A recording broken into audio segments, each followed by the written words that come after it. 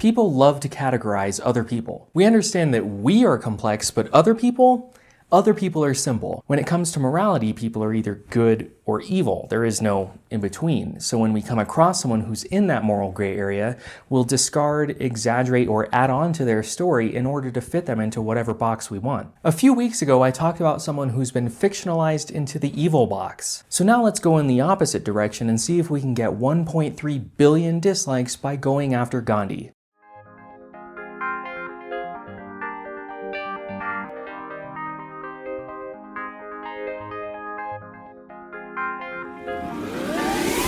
Mahatma Gandhi, whose real first name was Mohandas, is generally seen as a good person. He's almost a saint, really, and he's famous for preaching non-violence. Unless you play against him in Civ, where he has a reputation for being rather... nuclear launch detected. Nuclear inclined. But Gandhi's story really starts in South Africa, a country you think about so little, I don't even have to point it out on this map, you already know where it is. If you don't already know, South Africa has a rather negative reputation. Many of you can't tell the difference between my accent and a South African accent. Here's the difference.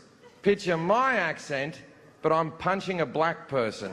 Gandhi went to South Africa to work for a shipping company as a corporate lawyer, which let's not hold that against him. But here's where people often say that Gandhi fought for racial equality, and here's where things start to get a little messy. Yes, he did fight for racial equality.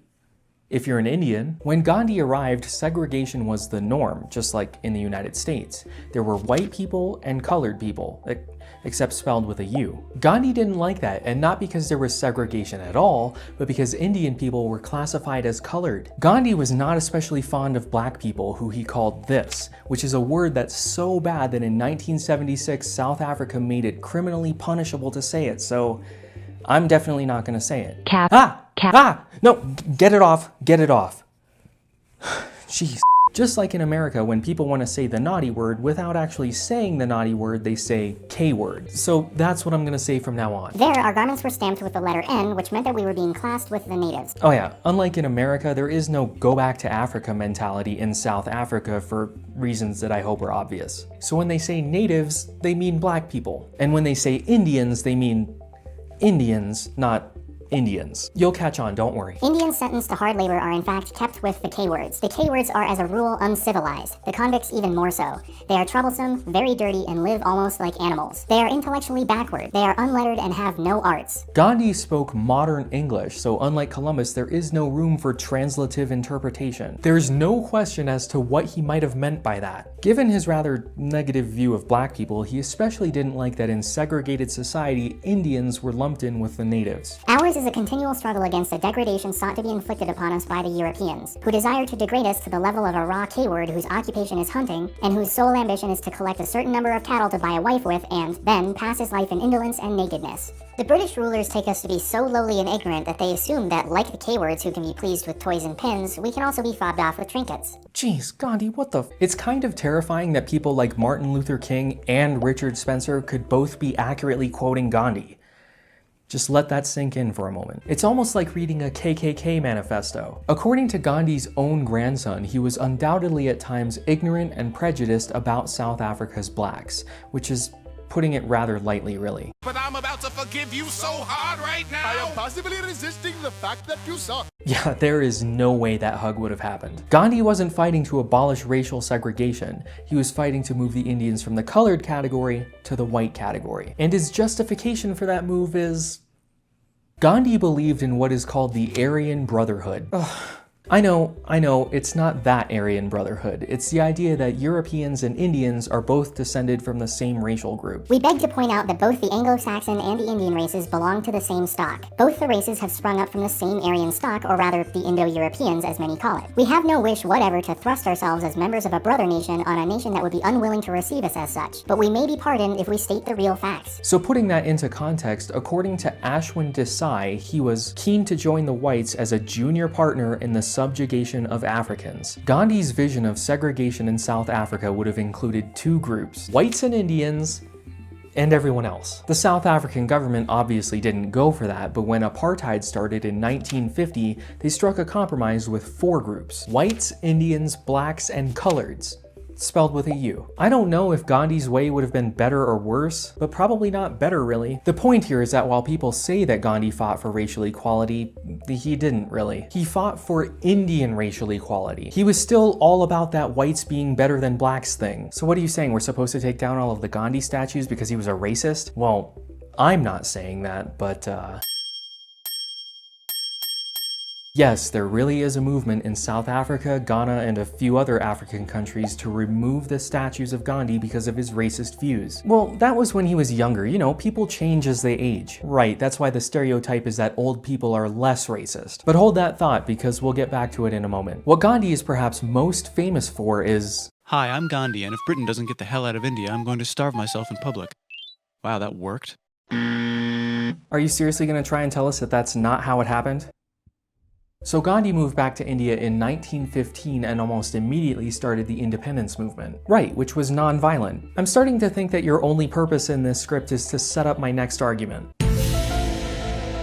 His first strategy for this was to help recruit Indians into the British Army during World War I, which really isn't all that non-violent when you think about it, hoping that Britain would repay their kindness by giving up the jewel in the crown. When that obviously didn't work, he sought the cooperation of Indian Muslims, who were a bit salty over the fact that the British Empire just defeated the Ottoman Empire. And that's when the movement started to pick up steam. Gandhi did not necessarily preach non-violence. He preached non-cooperation, like work or hunger strikes. He would prefer that non-cooperation be non-violent, but he acknowledged that non-cooperation was violent, as it often, if not invariably, is. Non-cooperation is at best partially non-violent, at its worst barefaced violence. So again, while he preferred non-cooperation to be non-violent, he acknowledged the presence of violence and at times the necessity of violence. I do believe where there is only a choice between cowardice and violence, I would advise violence. But that's just good, middle-of-the-road advice. Most anyone would say that. And that's the point. Most anyone would say that, not someone who's been elevated to the level of a saint. Gandhi never claimed to be a saint. He said he had all the weaknesses of an ordinary person, and one of the weaknesses was sexual. Whoa, what? Yeah, this gets rather juicy later, and that becomes a really regrettable pun later too. Having enlisted the help of the Indian All-Muslim League, the independence movement was starting to gain steam, so the British tried to keep India in the fold by appealing to the lowest in society and giving them equal voting rights. I fought the caste system, but you still cannot touch this. Gandhi did not fight against the caste system, which if you're an American, you were probably taught that it no longer exists for some reason. It does. It very much does. Before you ask, Gandhi belonged to this caste, the merchants, and you may notice that there's a caste missing, probably the only one you can name if you're an American. The Untouchables. Because they weren't a caste, they existed outside of the caste system like the factionless and divergent. In 1932, the British Raj introduced the Communal Award, which gave separate but equal voting rights to the depressed classes, including the Untouchables. Gandhi was against this and fasted for 9 days in protest, which made the British back down from the idea. Many of Gandhi's contemporaries, including this guy, accused Gandhi of wanting to keep the caste system because of this. Gandhi did want to retain the caste system. He thought it was important to the core beliefs of Hinduism, but he wanted people to think about it differently. Instead of tiers on a pyramid, they were separate but equal groups. What is with this separate but equal thing? He didn't believe that the castes exist because of any sort of spiritual impurity or inferiority. He said that the Vedic texts, which the system is based off of, never mentions that, which is true. It doesn't. He began calling the Untouchables this and wanted them to become a new, fifth, separate but equal caste. Can I please come up with a better phrase to describe that idea? I wish I could, but that's literally what he wanted. Today in India, on paper, that's how it's supposed to be, so put one in the win column for Gandhi, I guess. But in practice, old habits die hard, and they actually have to have affirmative action and hate crime legislation in place to protect the group now known as this, formerly known as the Untouchables. Gandhi didn't like any political separation by caste, class, or religion, which caused problems with his new allies, the Muslims, because as the independence movement started to look like it was going to succeed, the Indian Muslims began advocating for two separate but let's call it a two-state solution. Yeah, because that's better. The Indian All-Muslim League wanted there to be a Muslim India and a Hindu India. Gandhi was against this idea. He wanted one united India where everyone lived in harmony. Funny enough, he was also against a two-state solution in the other part of the world where that was an issue. and still is. Gandhi's views on Israel changed over time with the changing political climate in India. Shocking, I know. It's almost like he was a politician. Or a lawyer. At first, while he was trying to gain the support of the Muslims during the independence movement, he said, "The Jews should disclaim any intention of realizing their aspiration. No exception can possibly be taken to the natural desire of the Jews to find a home in Palestine, but they must wait for its fulfillment till Arab opinion is ripe for it." But once it was clear that the Muslims were arguing for a separate Indian state, his tone changed, saying, "If the Arabs have a claim to Palestine, the Jews have a prior claim." Gandhi was not fond of Muslims. Back in the day, we would probably call this racism, but now we would call it Islamophobia. Gandhi thought that Muslims were too intolerant of criticism and said that they should welcome criticism of the Quran and their practices. But he was particularly afraid of Islam's quickness to violence. Those are Gandhi's words, not mine. I feel weirdly compelled to reiterate that since I find it concerning that white supremacists and preachers of tolerance can both be quoting Gandhi. And keep in mind, this is pre-9/11.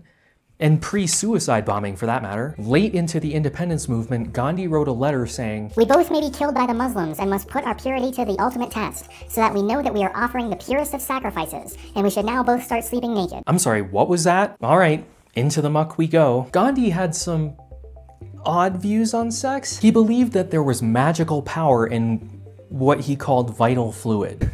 I did not think I was going to be this uncomfortable talking about this. It's actually a fairly common belief in Hinduism that virya gives you Phenomenal cosmic power! which is why all that tantric stuff exists. One who conserves his vital fluid acquires unfailing power. As you probably know, Gandhi took a vow of celibacy, not because of some weird purity, he was married and had kids, but to build his power by preserving his vital fluid.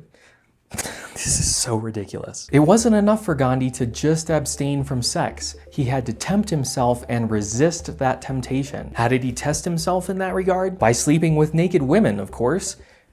One of whom was his 17-year-old grandniece, Manu. And by sleeping, I do mean actually sleeping. According to a few of these women, no physical contact ever took place, and one of them even described it as sleeping with your aging mother. This reminds me of someone who did something similar who we also weirdly forgave. Gandhi was 77 years old when he performed these experiments, and it's important to note that these experiments are not part of the traditional celibacy vow. In fact, he just made them up as he went along. He did this specifically because If I can master this sexual impulse, I can beat Jinnah. Muhammad al-Jinnah was the leader of the Indian All-Muslim League and eventual founder of Pakistan. I know Gandhi. He was a prick. He kept saying, "Who's your diaper daddy? Who's your diaper daddy?" He says that as a joke, but this kind of was an open secret. Many of Gandhi's subordinates quit in protest of these experiments and in response to some of his views. The Prime Minister of one of the states of India described Gandhi as a most dangerous, semi-repressed sex maniac. Could you imagine if Gandhi was alive today and one of these letters got out saying, If I don't let Manu sleep with me, though I regard it as essential that she should, wouldn't that be a sign of weakness in me? We'd probably nearly elect him to Congress. Or force him to resign depending on his party affiliation. Gandhi preserved his vital fluid and pushed for independence even through World War II when Britain obviously said, "How about no?" Gandhi. Okay. And they promised that they would allow independence after the war. Because, you know, the world was a little preoccupied at the moment. Gandhi started the Quit India movement in 1942, at the height of the war, calling for Indians to do or die when it comes to independence, which doesn't sound all that non-violent. So he and several members of the Indian Congress were put in jail for the duration of the war, leaving the All-Muslim League in charge. I don't know when it's a good time to ask for independence, but I know that in the middle of a world war is probably a bad time. The British granted independence in 1947, mostly because of the anti-imperialist political pressure that Gandhi and the United States helped build. Not because, oh no, that one guy's gonna starve himself to death if we don't, but since the All-Muslim League was the majority in Congress for the last few years, they partitioned the country into India and Pakistan. All of his pent-up power couldn't help him beat the All-Muslim League, I guess. He continued to advocate for a united India until he was assassinated by an Indian in 1948. And this is when the sanitization and glorification of Gandhi began. Much like what America did with the Founding Fathers, India wanted their own father of the nation. So they discarded the unsavory parts and amplified the good parts. And just like George Washington with the cherry tree, they straight up made up stuff to make him look more good. This is when they added Mahatma to his name, meaning great soul or saint, completing what is called the hagiography of Gandhi. His racism lasted his entire life, first against black people and then against Muslims. He didn't really change as he aged. But a common defense of Gandhi's racial views is that he lived in a different time. I don't agree that grandfather was a racist. You know, he was living in a different era, in different circumstances than we are living now. How is the man of his time argument okay for someone like Gandhi, but not for someone like Columbus? Columbus lived 500 years ago, not 60, and he didn't say anything nearly as racially charged as Gandhi. Columbus spoke medieval Spanish, and his quotes have been twisted and amplified during translation. Gandhi spoke modern-day English. There is no room for interpretation here. Columbus was only active in the New World for give or take 15 years, yet he is blamed for all sorts of evil that occurred well after him, including centuries of disease, war, and oppression. Gandhi, in essence, helped set up apartheid in South Africa. This sign, which separates coloreds, natives, and Indians from white people, only exists because of Gandhi's efforts to make Indians literal second-class citizens, while leaving native black people as third-class citizens, I guess. In India, his efforts for independence and his non-violent non-cooperation directly led to the split of India and Pakistan, which has led to decades of war and even a nuclear standoff. Well, that's not fair. You can't blame Gandhi for something that happened after he died. Why is that defense okay for Gandhi but not Columbus? We all know that most people live in the moral gray area, but we don't want it to be true. We want heroes and villains to point to as examples. For some people, we'll polish over and discard the ugly parts in order to push them towards sainthood. And for others, we will add on and exaggerate things in order to push them towards evil. The arguments which are used in defense of a good person are completely dismissed when we're talking about a bad person, and the methods used for adding blame to a bad person aren't equally applied to the good person, because we want the world to be nice and simple, good and evil. So the next time someone tells you that Gandhi fought for racial equality and took a vow of celibacy, try not to gag, because now you know better. There you have it, Columbus and Gandhi, two people whose stories have been fictionalized in order to cast them as heroes or villains. Does this change how you view historical figures? Let me know down in the comments, and don't forget to sanctify that subscribe button. In the meantime, follow me on Facebook and Twitter, and consider donating to the channel on Patreon.